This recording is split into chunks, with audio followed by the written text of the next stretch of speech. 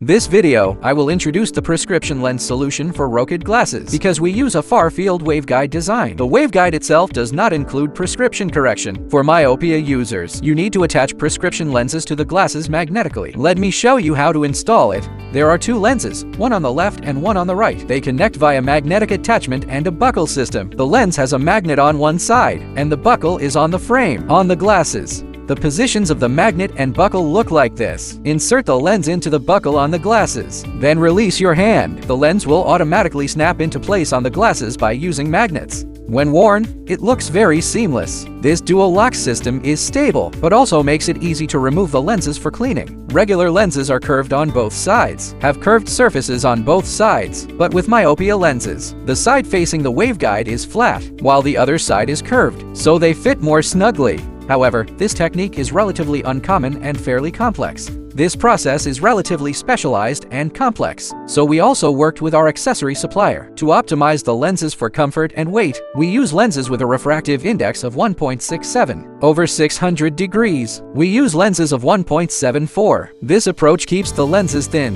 while significantly reducing weight compared to 1.56 lenses. 1.74 lenses are about 40% lighter. Take 400-degree lenses as an example. The weight is between 1.5 and 3 grams. Let's talk about the prescription modes. The first is online, the second is offline. On e-commerce platforms, prescriptions are available up to 600 degrees. You can purchase custom lenses. Our current astigmatism limit is 600 degrees. Next, let's talk about offline glasses fitting.